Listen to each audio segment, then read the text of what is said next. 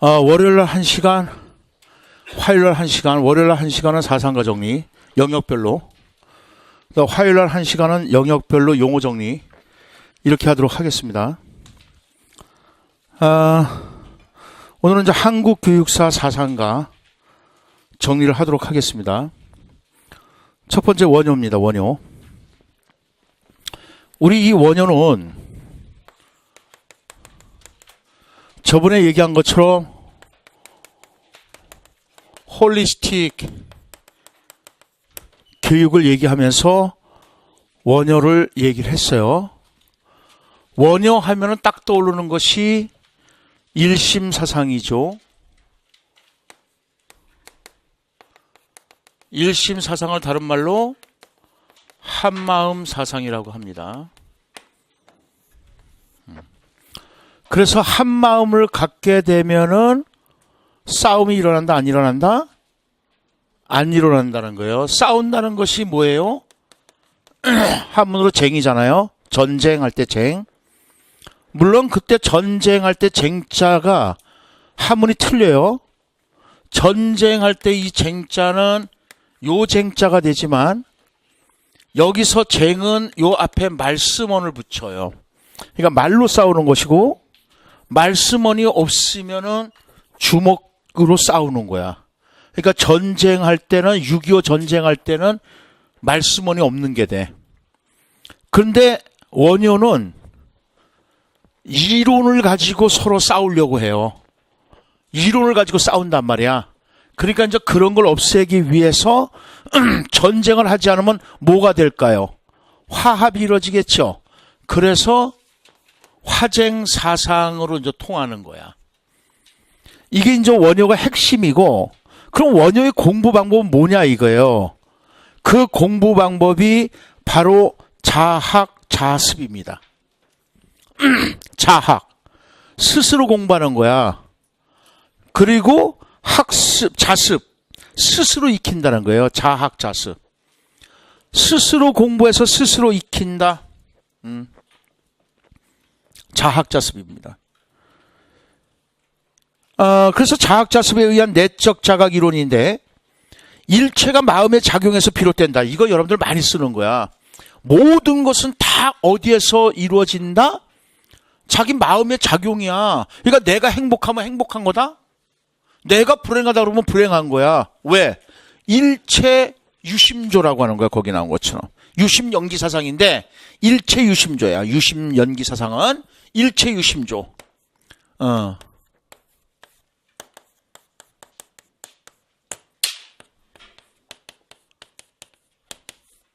그래서 모든 것, 일체의 것은 오로지 마음을 어떻게 조작하느냐에 따라서 달라진다는 거야. 이게 일체 유심조야, 이게.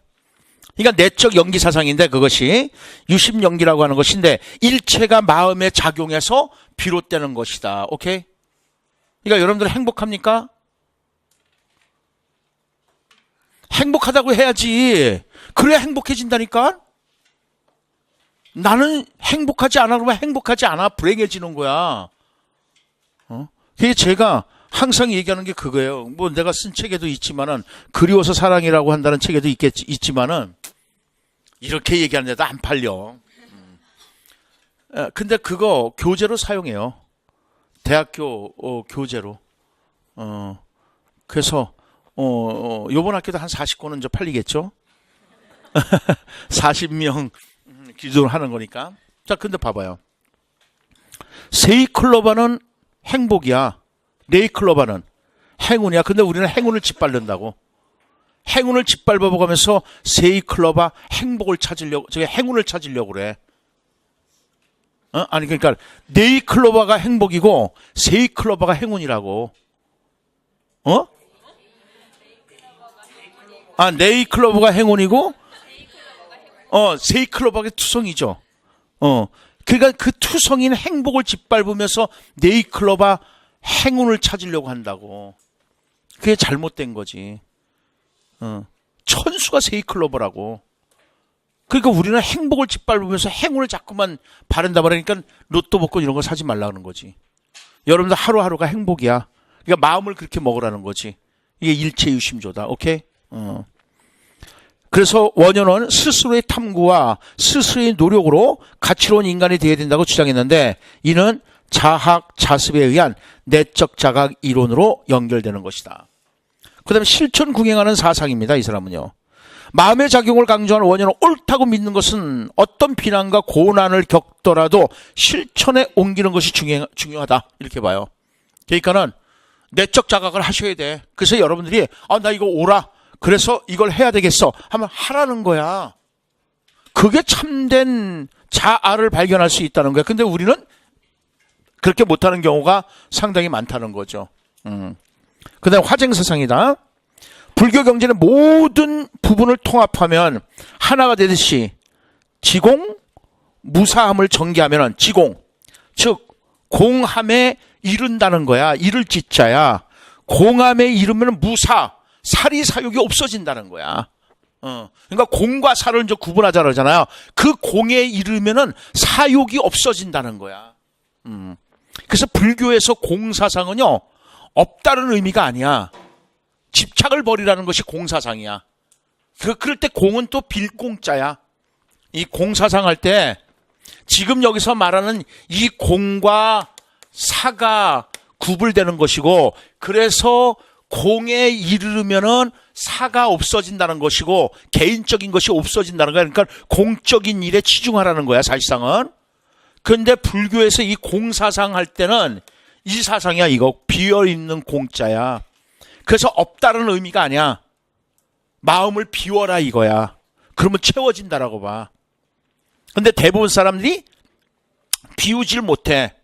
내가 너를 도와준 것 자체도 항상 머릿속에 생각하고 있고, 그래서 내가 너를 도와줬는데 네가 나한테 이따위로 배신을 해?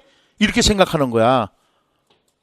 그러니까 부모님들은 공사상을 가지고 있어. 여러분들을 키운 것에 대해서 집착하지 않아.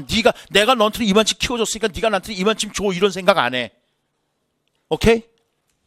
하나요? 그러면 요즘 엄마 아빠들이 바뀐 거죠, 뭐. 우리 아버지는 그랬어요. 나 잘 되라고 하는 건 아니야. 그러니까 너 열심히 공부해서 너 혼자 잘 먹고 잘 살아도 돼. 그러니까 우리 아버지는 다 비웠다는 거죠. 그러니까 무소유의 삶이란 얘기가 거기서 나오는 거야. 소유하려고 하면은 집착하게 된다는 거야. 그럼 마음이 괴로워진다는 거야. 그래서 소유하려고 하지 마라 이거지. 그러면 행복해질 수가 있다는 거야. 그래서 실존주의에서도 무소유적 온정이라는 말을 해. Non-possessive warmth 그래갖고 소유하려고 하지 마라. 그러니까 내가 남자친구 저건 내 거잖아. 자식이 내 거잖아. 근데 내 건데 내 마음대로 안 되잖아. 그러면 열받기 시작하는 거야. 왜? 집착하는 거거든. 소유하는 거거든. 그래서 불교에서는 여러분들 고집멸도라고 아마 외웠을 거야. 그죠? 네. 안 외웠어요? 이게 잘못된 거야. 순서가 사성제인데 본래는 집고 도멸이 돼야 돼. 여기가 현실 세계고요. 여기가 이상 세계야. 현실 세계에서 이상 세계로 넘어가야 된다라고 얘기해. 근데 현실 세계가 어떠냐? 집착이 자꾸만 있어. 집착한다고 그러면 이 고자가 괴로울 고자야. 괴로워져. 그래서 병나. 그 병들어 죽는 거야. 그래서 무소유를 자꾸만 얘기를 해. 불교에서. 근데 이건 실존주의에서도 무소유를 얘기해. 무소유적 온정을 얘기를 해. 그러니까 내 연인에 대해서, 내 자식에 대해서, 내 제자에 대해서 소유하지 마라. 대신 사랑을 베풀라는 거야. 소유하기 시작하면요, 화가 나기 시작한다고. 그럼 병든다고. 오케이? 그러니까 지금 원효도 그런 얘기를 하는 거야. 지공무사를 전개하는 거야. 그러면은 모두가 하나가 될 수가 있고, 하나가 되면요 평화로운 거지. 싸우질 않지. 오케이? 그 다음에 통일신라 귀족 중심의 불교를 대중화시킨 사람이에요. 이 사람이요. 그래서 이 사람은요 무애 사상이야. 무애 사상. 무가 없을 무자고 애자가 장애 애자야. 장애됨이 없어. 그래서 이 사람은요 무의 박을 잡고 무의 가를 추며 무의 가를 부르며 무의 무를 추며 무의 행을 한다는 얘기를 해. 무의 사상이야.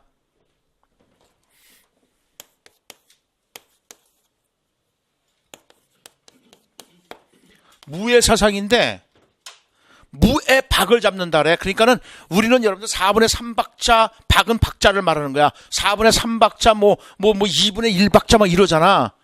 근데 우린 저기라면은 그런 박이 없다는 거야. 그러니까 사실상 그렇거든. 청산 이렇게 하는 거고 청산리 이렇게 하는 거 있고 똑같아. 청산리 이렇게 하는 사람이 있고 청산리 이러는 사람이 있고 청산리 다 다르다고. 박자가 없다는 거야. 그러니까 자유로운 형식을 말하는 거지. 무의 박을 잡고 무의 박으로서 무의 가 이렇게 노래를 부른다는 거야. 형식이 없는 노래를 부른다는 거야. 그러면서 무의 무를 춘다 그래. 형식이 없는 춤이야. 그러니까 막춤이지. 지금으로 얘기하면 막춤이야. 그러면서 무의 행을 한다 그래. 그래서 이 사람은요 누더기 옷을 입고 그래서 소크라테스식의 삼파수를 이용해. 그래서 길거리 다니면서 청년들하고 묻고 답하고 하면서 불교를 전파했다 이런 얘기를 해요. 오케이.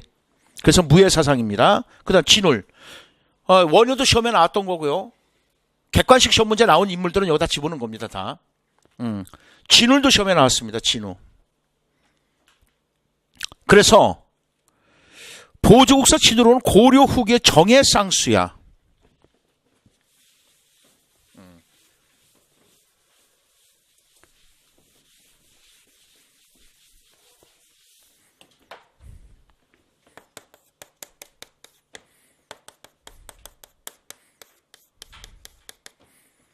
정해쌍수.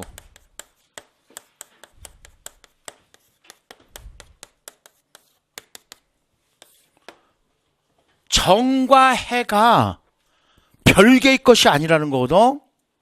정과 해가 나란히 같이 닦여져야 된다는 거야. 정해쌍수인데 도노점수란 말도 해. 도노점수. 도노는 갑자기 깨닫는 거야. 서든리야, 서든리. 갑자기 깨닫는 것으로서 요거 인지주의에 해당돼. 점수는요, 점진적으로 수행해야 된다는 뜻이야. 그래서 갑자기 깨달은 것을 점진적으로 수행해야 된다는 거거든요. 그래서 요거는 행동주의야. 이거는 그레이듀얼리에 해당되겠지. 점진적으로. 그래서 요거는 행동주의에 해당돼. 그러니까 인지주의에서 뭐가 있냐면 아하 현상이라고 있어. 아하 현상. 아하 그거야 하는 거 있잖아. 순간적으로 깨닫는 거라니까. 막 설명했는데 이해가 안 돼. 그래서 막 설명했는데 가만히 있다. 아하 그거야? 이거 있잖아. 그게 인지주의야. 그래서 아하 현상이라고 그래. 그래서 도노 점수에서 도노는 심리학적으로 봤을 때 인지주의를 말하는 것이고 점수는 점진적으로 수행하는 거야. 그래서 행동주의의 학습 곡선은 요렇게 돼. 누적적으로 돼. 왜냐면은 티끌모아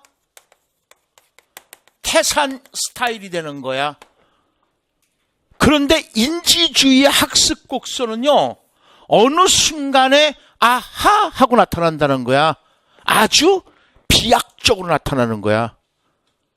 오케이? 그래서 이 사람은 도노 점수도 이제 얘기하는데, 자, 해는, 이 정은요, 더 읽어봅시다. 읽고, 그 밑에 나오니까. 일단, 보겠습니다. 그래서, 일단, 정해쌍수의 수행 방법을 사용했다. 고개 밑줄 그어놓으시고요. 그 다음, 진울의 사상으로 와서 1번 정해쌍수를 보겠습니다. 밑줄 그으시고요. 선정과 지혜를, 그래서 선정의 정, 지혜의 해야, 함께 닦는, 정해, 쌍수가 함께 닦는다는 거죠. 불교의 수행법이다. 원래 개, 정, 해의 사막으로 선을 닦는 자는 선정에만 치우치고 교를 공부하는 자는 해악에만 치우치는 폐단을 낳게 됐더라 이거야. 그러니까 다시 말해서 야, 선이 최고야 하는 사람은 선정에만 치우치더라는 얘기가. 그러니까 아니야, 해가 최고야. 이 해가 최고야 하는 사람은 또 교만 공부를 하더라는 거야. 그래서 안 되겠더라 이거죠. 그래서 서로 싸운다는 거죠. 그래서 그런 폐단을 낳고 있다. 그래서 원래 교란, 지식, 이론문이고 선은 실천문으로서, 그러니까 교는 이론이야. 그래서 교선일체라고 하는 거거든. 교는 이론이고 선은 실천이야. 그러니까 이론과 실천을 하나로 만들자는 거지. 홀리스틱이잖아. 사실상은 이 사람도 홀리스틱이나 마찬가지라고.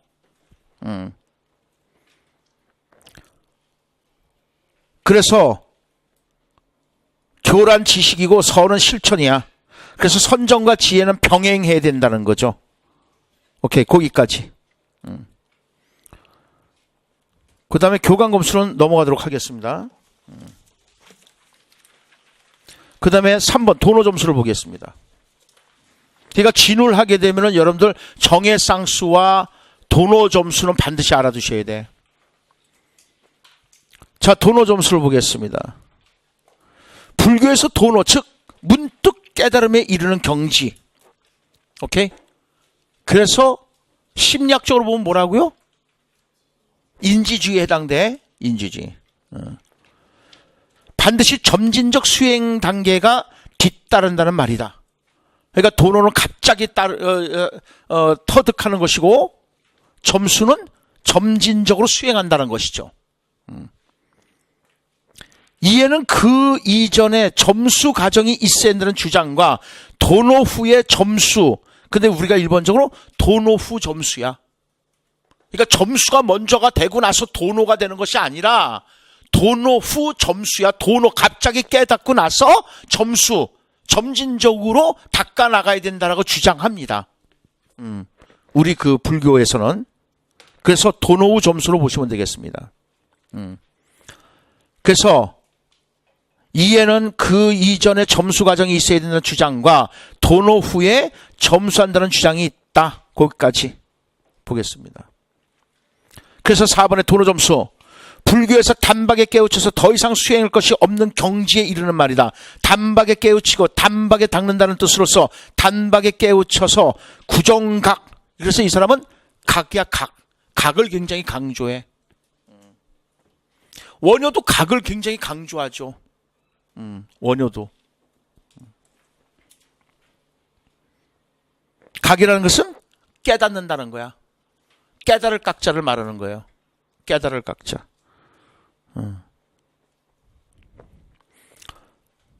그래서 단박에 깨닫는다는 거예요. 그래서 각을 중요시한다. 이렇게 생각하시면 되겠습니다.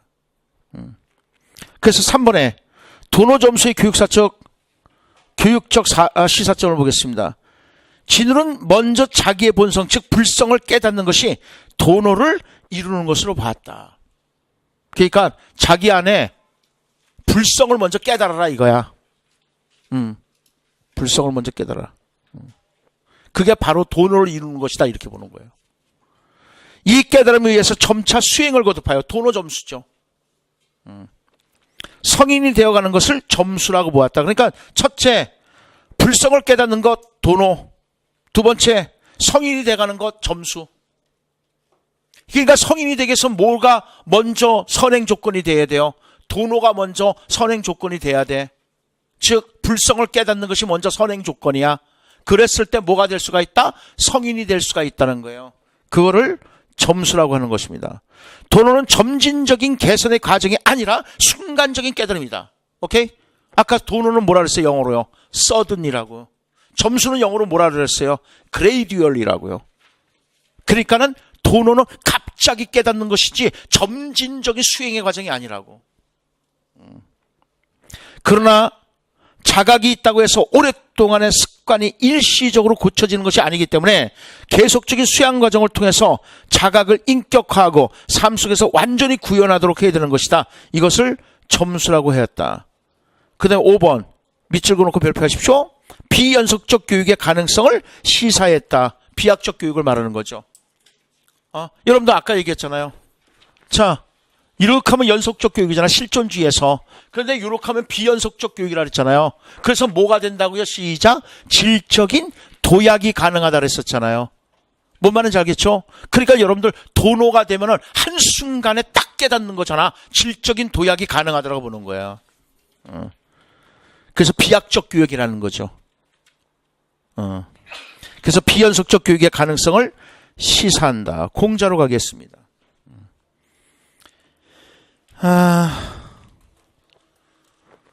공자의 사상은 뭐 너무 방대해. 방대한데, 공자도 이제 시험에 나서 우리가 간단하게 교육 방법을 보겠습니다. 공자는요, 동양의 소크라테스라고 얘기하는 사람이에요. 그러니까 공자도 저서를 남긴 건 하나도 없습니다. 소크라테스처럼 문답법을 실시하는 사람입니다. 이 사람도. 자, 자발적인 학습 의욕을 강조합니다. 공자는 알려고 애쓰지 않거든 가르쳐주지 마라 이렇게 얘기를 하고 있습니다. 표현하지 못해서 더듬거리지 않거든 가르쳐주지도 말라 이럽니다. 그래서 자발적인 학습을 강조합니다. 두 번째, 실천 위주의 교육 방법입니다. 공자는 아는 것은 안다고 하고 모르는 것은 모른다고 하는 것이 진짜 아는 것이다 이거야. 근데 우리는 대부분 그래요. 뭐예요? 모르는 것도 아는 척한다고. 근데 진짜 자기 자신을 잘 아는 사람은 모르는 건 모르고 아는 것은 안다고 얘기하는 사람이 실제로 자기를 잘 아는 사람이야. 근데 우리는 그걸 많이 숨긴다는 거지. 문제는요. 그 다음에 3번. 학과 사를 병행하자고 생각해요. 학과 사를. 학은 배우는 거고 학습하는 거고 사는 생각하는 겁니다. 사색. 학과 사를 병행해야 된다라고 봐. 학과 이게 생각 사자야. 학과 사를 같이 병행해야 된다라고 봐요. 그렇지 않으면 위태로워진다라고 봐.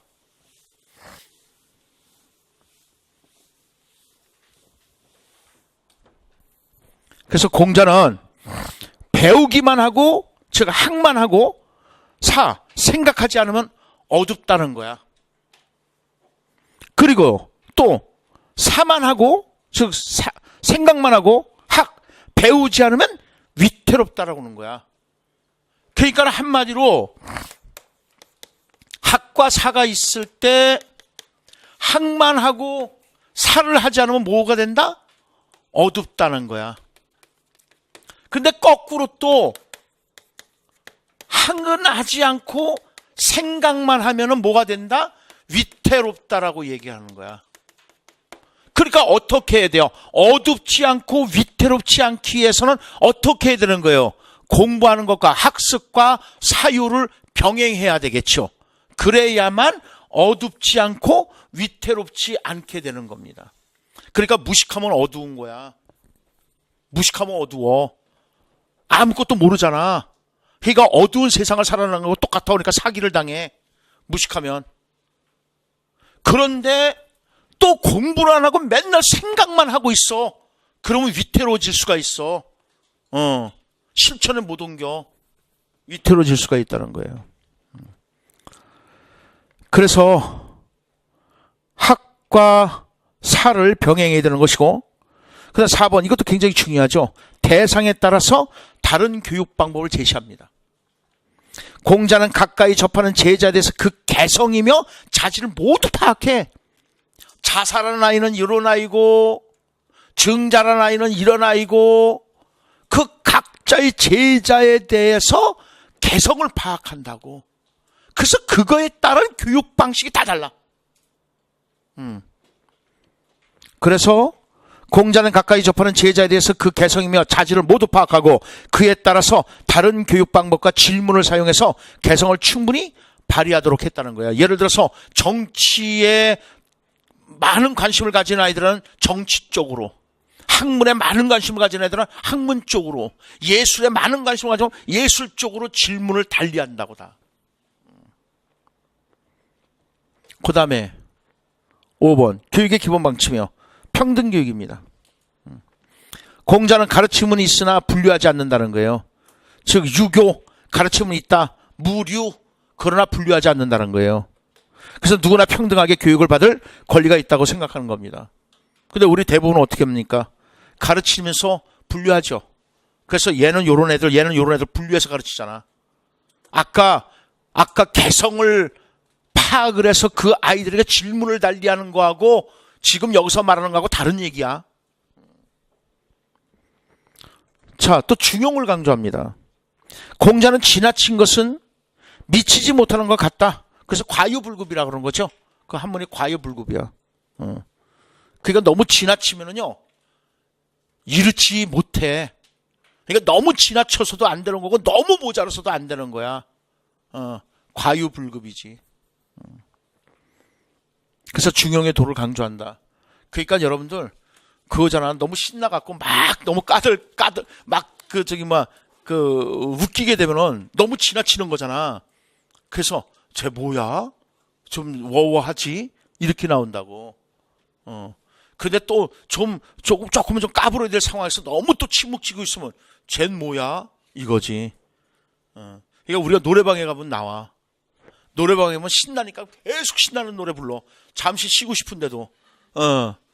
그래서 또 눈치 봐갖고 또 잠시 쉬기 위해서 또 슬픈 노래를 쫙 불러갖고 다 전부 우울하게 만들어. 그 다 과유불급이야. 그러니까 적당하게. 오케이? 그 다음에 옛 것을 존중하자 그래요. 근데 우리나라 사람들은 이거 좀 공부해야 돼. 옛 것은 다 더러워. 다 버리려고 해. 그래서 노인네들도 버리려고 해. 그래서 신구 갈등이 우리는 너무 심해 지금.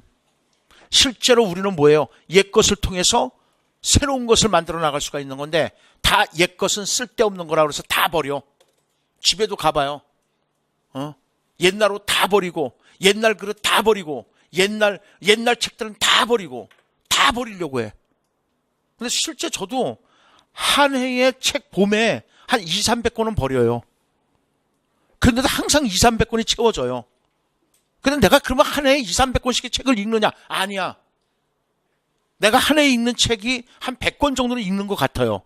그럼 나머지 100권이나 200권은 어떻게 되느냐? 또 글을 쓰기 위해서 발췌독을 하는 거지. 전부 안 읽고 필요한 부분을 발췌해서 읽는 거지. 발췌독이라 그래. 근데 그건 메타 인지하는 방법 중에 하나야. 심리학에서 나오지만.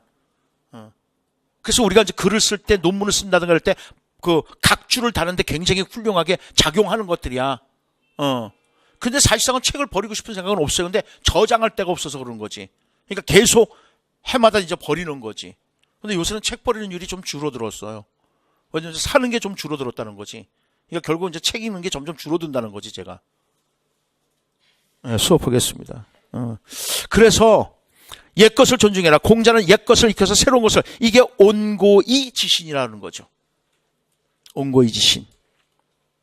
그래서 지나간 세대의 문화, 학문적 성과를 익히고 발전시켜서 새로운 것을 창출해야 된다고 하는 겁니다.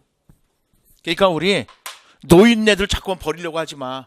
노인네들로부터 배울 것이 있는 것이고 옛날의 문화로부터 배울 것이 많어. 여러분들 한국사를 공부하는 이유가 뭐예요? 한국 교육사를 공부하는 이유가 뭐예요? 바로 거기에 있는 거예요.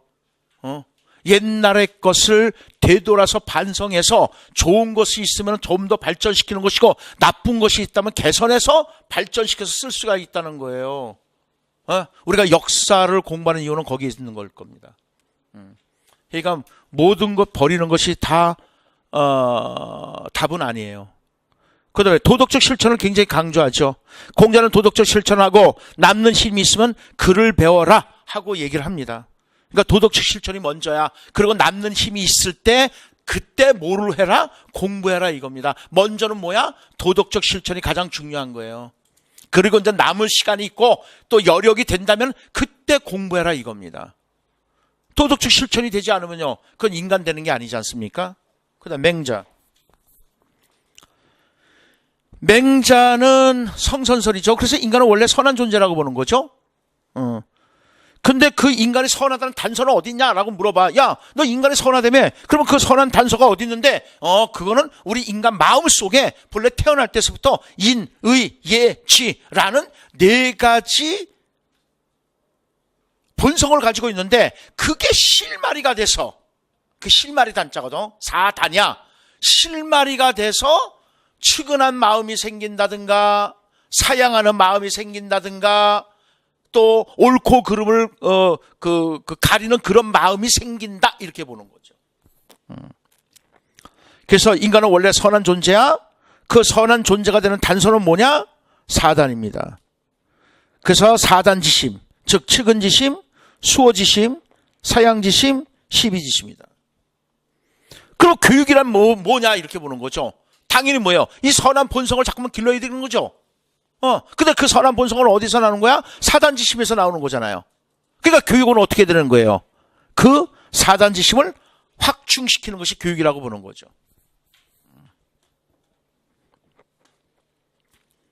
오케이. 그 다음에 그 정도 보고 3번에 2번을 보겠습니다. 공자가 강조하는, 그러니까 맹자가 강조하는 거. 맹자는요, 대인입니다, 대인. 공자는 사실상 군자야. 공자가 이상적 인간상으로 보는 건 군자고, 맹자가 이상적 인간상으로 보는 것은 대인입니다. 그런데 거기 대인 가려놓고 군자하고 나왔죠. 공자가 바라봤을 때 대인을 군자로 보는 거야. 같은 의미야 사실상은. 근데 용어 자체가 틀려. 그러니까 지금 대인 가려놓고 군자 하나 했잖아요. 그 군자는 빼버리시라고요. 자, 다시 공자가 강조하는 이상적인 인간상은 군자입니다. 그리고 맹자가 이상적인 인간상으로 보는 것은 대인입니다. 대인. 큰 사람이라는 얘기죠. 대인. 맹자는 인간이 천성적으로 선하다고 하더라도 후천적으로 공부가 얕고 깊음에 따라서 인격이 달라진다고 봤습니다. 인간이 자신의 대체에 따르면 대인이 되고 소체에 따르면 소인이 된다는 것입니다. 대체의 마음을 세워서 소체인 이목구비가 마음의 생각을 빼들 수 없도록 하는 것을 양심으로 보고 이를 통해서 대인이 되게 하는 것을 교육의 목적으로 보았다. 그러니까 대체와 소체는 뭐냐? 여보세요. 소체는요, 체자가 몸체자야. 소체는 말 그대로 이목구비를 말하는 거야. 그 소체에만 매달리게 되면요, 사람이 자그만 사람이 될 수가 있다는 거야. 다시 말해서 눈으로 보고 와 이쁘다, 그리고 냄새만 보고 와 맛있겠다, 그리고 맛을 보고 요거에 사로잡히면은 커다란 일을 못한다는 거예요. 실제로 그 오감각에 따라서 우리가 생활하는 사람들, 그런 사람은 소인이라는 것이고, 대인은 저 대체 그런 걸 뛰어넘어서 커다란 뜻을 품고 사는 사람들, 그런 사람을 대인이라고 하는 것이다. 오케이. 그 다음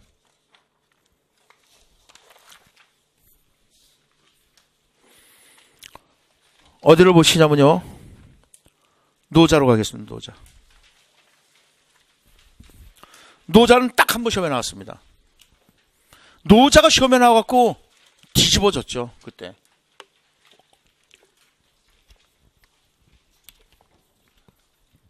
객관식 시험에.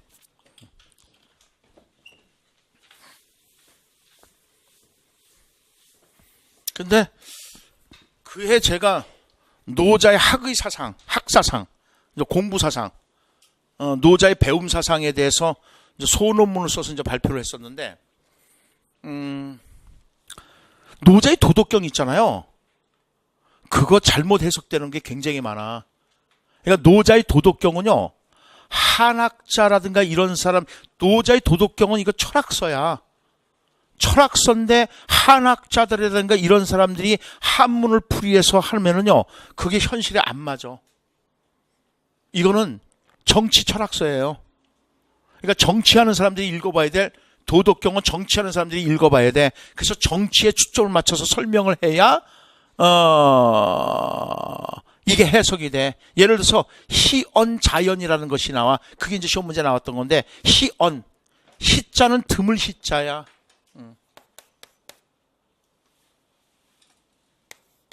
아, 거기서 봐. 갑자기 희자가 생각이 안 나냐?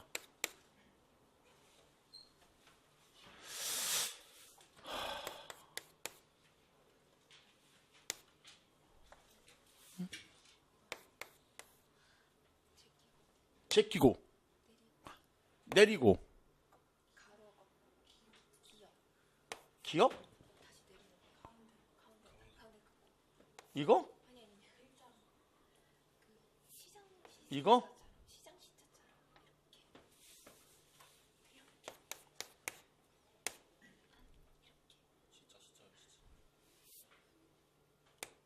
아, 이거? 오케이. 맞아. 안 써버리면 이래. 안 써버리면 진짜로. 그래서 우리 논문 쓸 때 워드 작업하잖아. 그 한자 변환을 해갖고 한자는 아니까 안 써버리면 이렇게 돼. 시언자연이라 그래.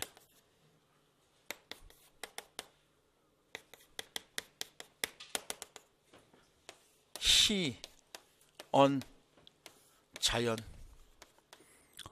말을 적게 하라 이거야. 그랬을 때 이 말은 뭘 말하는 것이냐? 이거를 갖다가 뭐라는 줄 알아요? 노인네들이 말은 적게 하고 그 다음에 주머니를 열어라 이따위로 번역을 해서 사람들을 학문을 얕게 만들어. 근데 그게 아니야.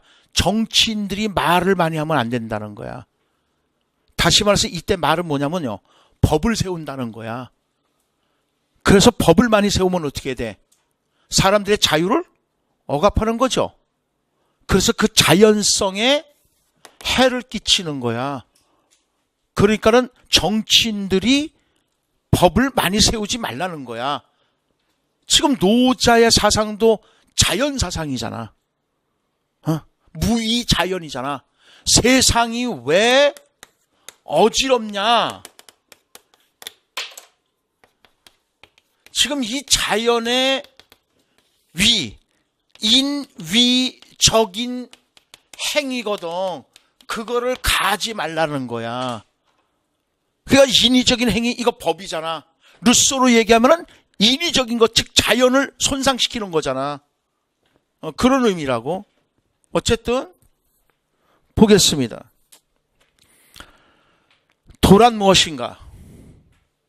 육아에서 말하는 하늘은 천지를 주재하는 인격적인 신의 개념입니다.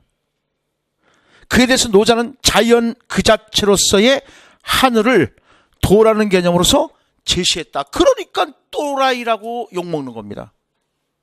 노자가. 왜 또라이야? 저번에도 얘기했지만은요, 공자의 제자 중에서 맹자가 있고 노자가 있잖아요. 그죠? 그런데 이 맹자의 제자에는 또 누가 있어요? 주자가 있다 그랬었잖아요. 그래서 얘네들은 성선설 계열이잖아요. 얘만 성악설이라고요. 육아야 똑같이, 그렇지만 노선이 다르다고. 그러니까 똘끼 취급을 받는 거라고. 육아에서는 하늘천, 하늘이야말로 신이다 이렇게 봐. 신. 그래서 천지를 주재하는 인격적인 신의 개념이지만 노자는요, 자연 그 자체가 되는 거야. 천의 개념이요. 그래서 하늘을 도라는 개념으로 제시했습니다. 그래서 하나라고 부르는 도는 천지 발생 이전의 혼돈 그 자체이며 장차 만물이 이루어지는 혼돈과 미분화 상태의 잠재적 상태이다. 이처럼 도는 고정적이지 않고 끊임없이 운동하고 변하는 모든 존재의 근원이자 동력, 법칙이 되는 거야. 그래서 이 도는요, 세상을, 모든 것을 낳게 해주는 만물의 근원이 된다라고 보는 거야. 그래서 혁명이 가능해야 돼. 미안해요. 이런 얘기만 해서. 자, 그래서 2번의 무의자연을 보겠습니다.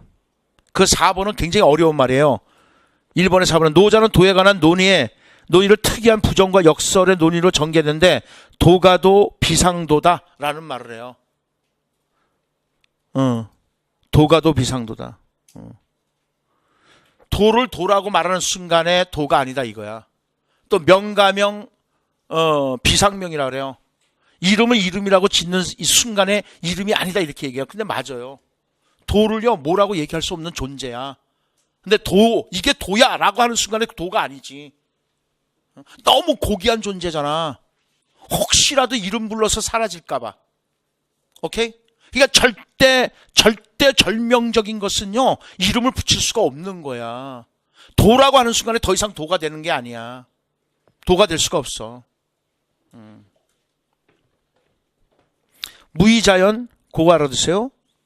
무의는 자연에 따르는 것을 말하는 것이다. 아까도 얘기했지만 무의는 인위적인 행위를 가하지 말라는 뜻입니다. 인위적인 행위를 가하지 말아야 돼. 그래야지만 자연에 따르는 거야. 세상이 혼란한 이유는 바로 자연의 요 인위적인 행위를 가하기 때문에 세상이 혼란해지는 거야. 그러니까 무의자연은 노자에게서 핵심 사상이야. 그러니까 인위적인 행위를 가하지 마라. 대자연의 조화를 말한 무위이 무불위는 목적과 자기가 없는 상태. 그러니까 다시 말해서 무의자연은요, 목적과 자기는 인위적인 행위잖아. 자기가 없는 상태를 말하는 것입니다. 무의란 자기가 없는 뜻이고 불위라는 것은 아무것도 하지 않는다는 것입니다. 무의자연의 사상은 상대주의적 세계관의 바탕을 이룹니다. 세상 사람들이 상식적으로 옳다고 믿는 것, 당연하다고 생각하는 것도 관점을 바꾸어 보면 전혀 다르게 볼 수 있다는 것이다. 인간의 심리적 판단과 윤리적 판단도 마찬가지로 입장이 바뀌면 달라진다고 보는 겁니다. 그러니까 무의자연은 절대적인 것이 아니야. 나에게 있어서 위가 아닌 것은 다른 사람한테 위가 될 수가 있어. 오케이? 그래서 상대적이라는 얘기입니다. 오케이, 거기까지. 주자도 한 번 시험에 나온 것인데요. 일단 성선설이고요. 2번에 주자의 우주론을 보겠습니다. 인간을 포함한 세상 만물은 니와 기로 되어 있다. 그래서 여러분들 저번에 얘기했을 거예요. 그죠? 유형적인 존재는 뭐로 구성되어 있다? 니와 기로 구성되어 있는데, 시작. 니 없는 기는 있을 수 없고 기 없는 니는 있을 수 없다 그랬죠. 그러나 시작. 니는 니고 기는 기라 그랬었죠. 이게 바로 주자 사상이야. 따라서 니는 형이상학이야. 그죠? 불변의 것이잖아. 제가 그랬잖아요. 니는 뭐라 그랬어요? 만물의 원리가 되는 거라 그랬잖아요. 그래서 언무부도 무뭐라 그랬었죠. 부동의 원동자라 그랬었죠. 저 시계를 봐라 이거야. 그러면 저 시계가 돌아가는 원리는 다 똑같지만은 시계의 모습은 다 다르다 그랬었죠. 시계의 모습이 다르다. 그건 뭐라 그랬어요? 기라고 그랬잖아. 물질을 말하는 게 기라고. 그래서 기는 형이 하학의 물질로서 사물의 형태를 결정짓는 것이다. 기는 차별이 있죠. 그죠? 다 다르잖아. 그러니까 차별은 차이가 있다는 뜻이 아니야. 다 별 다르다는 거야. 차별이야. 차별이 있어. 맑고 탁한 것이 있어. 그러니까 어떤 것은 맑고 어떤 것은 탁해. 그렇죠? 이 기로 인해서 만물은 서로 다른 형상을 갖게 되는 것이다. 이해가죠? 그러니까 차별성을 인정하는 거야. 다 달라 기는. 아까도 얘기했지만 저 모습은 다 다르다 그랬잖아. 그런데 지금 얘기를 한다면 어떤 기는 맑고 어떤 기는 탁하단 말이야. 탁하다. 탁주가 뭔지 알죠? 막걸리. 이렇게 맑은 거 있잖아. 맑은 소주. 그러니까 청주. 오케이. 알았어요. 그래서 그렇게 얘기하는 거. 기는 어떤 건 이렇게 맑은 것도 있고 어떤 것은 탁한 것도 있어. 그러니까 맑은 것에 의존하는 것과 탁한 것에 의존하는 것 다 성질이 다를 수밖에 없는 거지. 오케이. 거기까지. 그 다음에 뒤로 넘어가세요. 5페이지에 5번. 주자의 교육 방법은요. 거경국리에 있어요. 거경국리. 거경은요, 경건함의 거처한다는 뜻이야. 그래서 거경이나 함양이란 인간의 타고난 순수한 도덕심이 드러날 수 있도록 밑줄 그으세요. 몸과 마음을 바르게 하는 거야. 거경. 국리는요, 사물의 이치를 따져서 안다는 거야. 여보세요. 오늘 저녁에 뭐 먹을 거예요? 궁리 좀 해봐야 되겠죠? 그럼 생각해봐야 된다는 거야. 궁리는 바로 생각한다는 뜻이야. 오늘 뭐 먹을까? 이 궁리, 저 궁리 한다 그러잖아. 궁리는 생각한다는 뜻이야. 인식론이야, 인식론. 그래서 궁리란 사물의 이치를 따져서 아는 것을 궁리라고 하는 거야. 생각한다는 것이야. 세상 만물에도 만물의 근본인 네가 있기 때문에 사물의 이치를 깨쳐 알게 되면 자신이 가지고 있는 네, 즉 본연의 성을 드러내게 할 수 있다는 것이다. 무슨 소리야. 그죠? 이렇게 형이상학적이라고, 성리학은. 저번에 얘기했었잖아요. 돌이 무거운데 돌을 어떻게 움직일까요? 성리학자는 어떻게 한다고요? 만물은 니와 기로 구성이 됐는데 니는 만물의 이치고 기는 형태를 가지고 있다.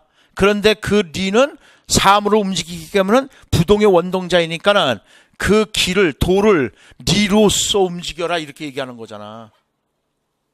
무슨 말인지 모르겠죠? 어쨌든 하품 나오는 얘기라고. 그렇지만 정약용은 그게 아니잖아. 실제로 가니까 돌이 무겁잖아. 그러니까 그 청나라의 고증학이라든가 서학을 배웠잖아. 그래서 지렛대 원리를 배웠거든. 그걸 가지고 거중기를 만드는 거잖아. 틀리잖아요. 그런데 성리학자들은 야, 세상에 유형적 존재는 니와 기로 결합이 돼 있어. 그러니까 돌도 분명히 그 안에 니가 있는 거야. 그 돌의 모습이 다른 건 다 기야. 근데 돌은 원래 니를 가지고 있어. 근데 움직이게 하는 것은 니란 말이야. 그러니까 그거 한번 탐구해보라고. 수업합시다. 또라이가 얘기하는 거죠. 그 다음에요. 두 번째 거인욕 존천리야. 아, 이거 진짜 멋있는 말이야. 거인욕 존천리. 우리 저기 뭐 졸업시험 보잖아요. 졸업시험 보면은 한 6시간 동안 글을 써야 돼. 환장하지. 근데 그 감독하는 사람은 더 환장하지. 재미없잖아. 근데 그 시험을 한 7, 8명이 이제 시험을 본다고. 졸업시험을. 이제 졸업시험 물론 영어 통과해야 되고, 그다음 이제 전공 통과해야 되잖아요. 나는 이제 박사는 이제 성리학으로 했으니까 다 한문으로 써서 풀이를 해야 된다고. 근데 이제 존천리 거인욕이 시험 문제 나왔어. 그래서 요거 쓰는데 시간이 절약이 됐잖아, 나는. 아싸! 그러고 후루룩 쓰고 수업하겠습니다. 자, 존천리. 하늘의 이치를 보존하라는 거야. 그러면 하늘의 이치를 보존할 수 있는, 다시 말해서 우리의 고상함이야. 쉽게 말하면 우리의 고상함을 보존할 수 있는 가장 좋은 방법은 뭐냐? 거인욕이야. 인간의 욕심을 없애버려라 이겁니다. 그러니까 우리가 고상하지 못한 이유는요. 왜 개새끼들이 음식을 놓고 서로 싸울까요? 거인욕이 안 됐기 때문에 음식을 가지고 싸우는 거야. 그러니까 지금 여러분들 여당이나 야당이나 막 서로 싸우잖아요. 개새끼하고 똑같죠. 왜? 지네 당의 욕심을 가지고 있기 때문에 그런 거야. 그러니까 그 욕심을 버리지 않으면 어떻게 되는 거예요? 존천리, 천리를 보존할 수가 없는 거야. 그러니까 이거는 여러분들 어디에든지 다 써먹을 수가 있는 거야. 그러니까 존천리 거인욕 같은 경우는 여러분들이 좀 알아두고 써먹으면 참 좋지 않을까 생각이 들어요. 자, 존천리 거인욕 보겠습니다. 인간의 욕심을 막으면, 즉 거인욕이야. 그러면 존천리, 즉 천리, 하늘의 이치, 다시 말해서 인간이 타고난 순수한 도덕심을 발휘할 수가 있다. 즉 갖고 그대로 살아갈 수가 있다 이거야. 오케이? 그러니까 존천리하기 위해서 뭘 해야 돼요? 거인욕을 해야 되는 겁니다. 아시겠죠? 그 다음에 왕수인으로 가겠습니다. 왕수인을 다른 말로 왕양명이라고 하는 겁니다. 왕양명. 그래서 이제 왕양명은 심증리라고 했었죠. 즉 만물의 이치라고 했었죠. 그래서 마음을 중요시한다는 거죠. 마음을 지배하는 니는 마음이라고 보아서 성리학과는 달리 심즉 리를 내세웠다. 마음을 기를 제외한 추상적인 리가 아니라 구체적인 사물에 침투되어 있는 만물의 존재 양식으로 봤다. 그래서 아까도 저번에도 얘기했었잖아요. 제가 선생님 사랑합니다 그랬을 때 그 사랑을 받아들이겠냐는 거지. 마음 바깥 시작. 마음 바깥에 있는 것은 있어도 있는 것이 아니라 그랬잖아. 그래서 가장 중요한 게 뭐야? 마음이라는 거지. 그게 심즉 리고, 두 번째로 얘기하는 것은 이 사람들은 선지후행이라 그랬습니까? 아니면 지행합이라 그랬습니까? 지행합이다. 성리학자들은요, 선지후행이야. 먼저 알고 나서 나중에 행하는 거야. 그러니까 지금 모르잖아. 모르니까 매번 알기 위해서 공부를 하는 거야. 그러니까 끊임없이 공부를 하는 거야. 그러니까 실학사상가들이 봤을 때 열받는 존재들이지. 그래서 실학사상가들이 이 이상적인 인간상을 제시하는 것이 뭐야? 근로인상을 제시하는 거잖아. 선비들도 일하라는 거잖아. 자주인상을 강조하잖아. 니네들은 가만히 앉아서 노비들이 벌어다 주는 거 먹고 살잖아. 그러니까 너희들도 자립하라는 거잖아. 그리고 근로하라는 거잖아. 노작하라는 거잖아. 이해가시죠? 근데 여기는 지행합일이야. 그러면 지는 어떻게 되는 거예요? 선천적으로 알고 태어난다는 거죠. 그걸 갖다 뭐라 한다 그랬어요? 양지다. 선천적인 암이라 그랬었죠. 그래서 불쌍한 아이를 보고 도와주려는 마음은 이미 우리가 다 배우지 않아도 알고 태어난다는 거지. 그래서 양지 보겠습니다. 양지는 배워서 아는 것이 아니라 인간의 마음속에 선천적으로 들어가 있는 것이다. 사물을 관찰하거나 추리하는 과정을 거친 암이 아니야. 직관적인 암이야. 그러니까 딱 봤을 때 불쌍해 직관적으로 나온다니까. 위험해 직관적으로 나온다니까. 어떤 암의 과정을 통해서 배운 게 아니라니까. 그러니까는 행으로 실시하면 된다는 거죠. 그래서 지행 합의를 얘기하는 겁니다. 오케이, 거기까지. 권근으로 가겠습니다. 권근 별표와 장청하십시오.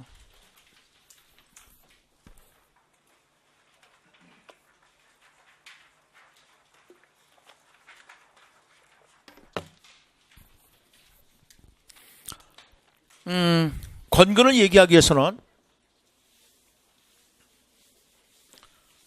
서양 교육사에서 17세기 뭐라고요? 시작. 실학주의. 그래서 실학주의에는 세 가지가 있다. 시작. 인, 사, 감이 있다. 그래서 시작.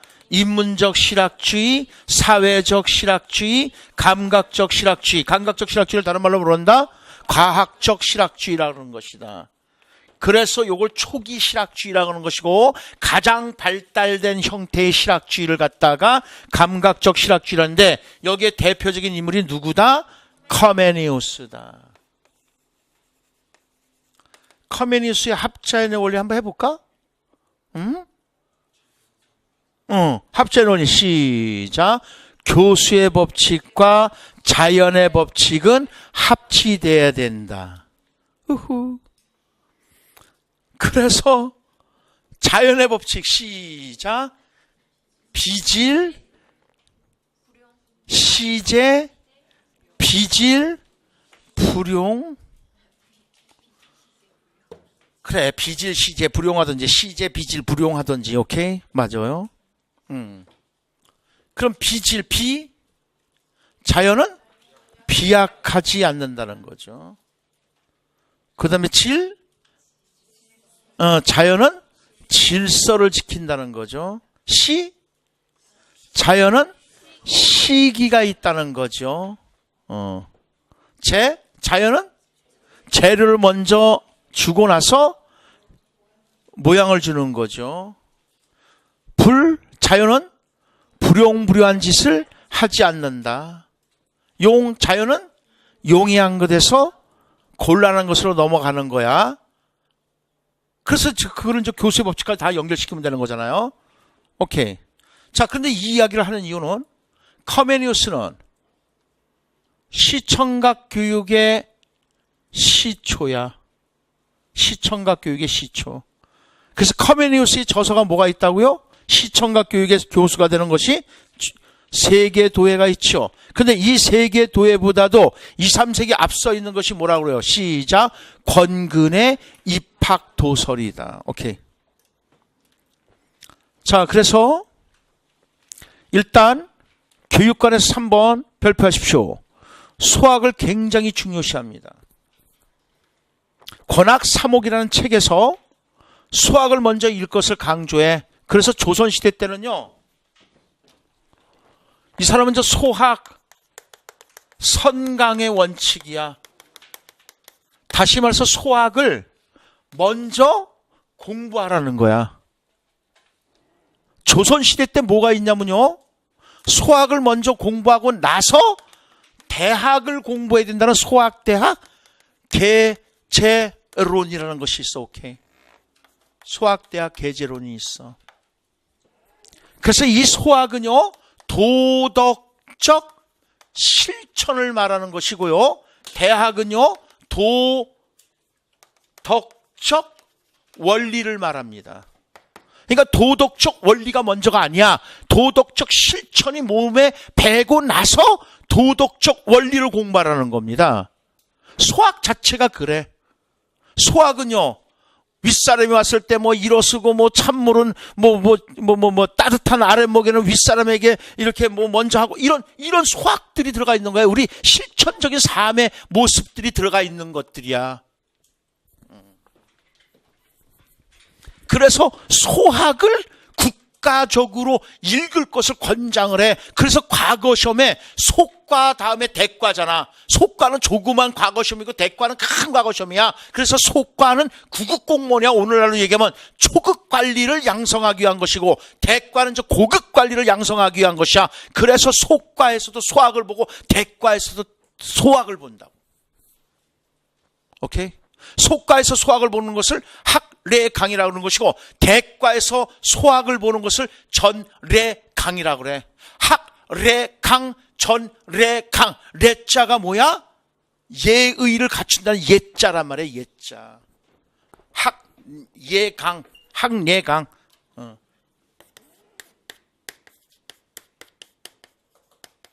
요 예자란 말이야. 속과에서 시험을 보는 것은 학례 강이라고 하고, 대과에서 시험을 보는 것을 전례강이라고 한다고. 속과에서는 학례강이라고 하고. 그 속과를 국가적 차원에서 읽게끔 만들어. 왜? 도덕적 실천이 우선이야. 근데 우리는 도덕적 원리만 자꾸만 강조하는 경우가 많거든. 도덕적 원리는 뭐야? 대학에서 하는 거야. 그래서 수학을 먼저 읽어라 이겁니다. 수학 선강의 원칙입니다. 그 다음에 입학도설입니다. 그 입학도설을 잘 알아두셔야 되겠죠. 검거는 제자들을 교육시키다가 이해가 어려운 유학의 근본 원리를, 도자가 그림 도자야, 설자가 해설할 설자야. 그래서 도해식으로 저설화해서 설명했다. 2번, 입학도설은 천인심성 합일지도, 대학지장지도 등 전후 35개의 도로, 즉 그림으로 구성되어 있는 것으로 커미니스의 세계도회에 견줄 만한 저서다. 2, 3세기에 앞서 있다. 이 중에서 천인심성 합일지도는 그의 철학사상인 4단 7정론을 교육철학적 입장에서 재편성한 것이다. 그래서 이제 시험 문제 나온 것이 뭐냐면은 이렇게 시험 문제 나왔던 거지. 입학도설은 소학을 그림으로 그려서 아니야. 소학 아니야. 오케이? 대학과 중용을 그림을 그려서 설명한 거야. 그러면서 적으십시오. 거기다가요. 왜 시청각 교육이냐면요, 선, 명, 색을 이용했다는 거예요. 선, 명, 색을 이용했다. 그러니까는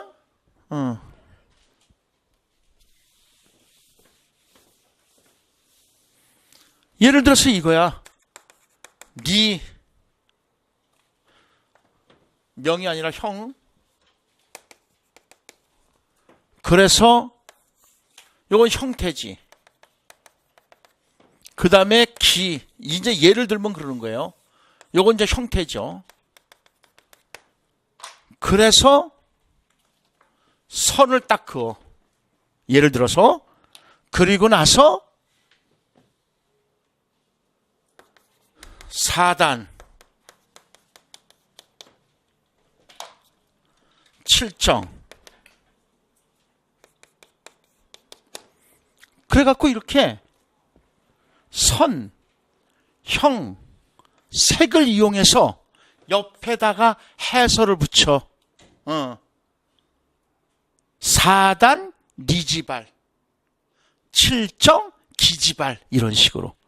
그래서 4단은 니에서 나온 것이고 7정은 기에서 나온 것이다, 이런 식으로.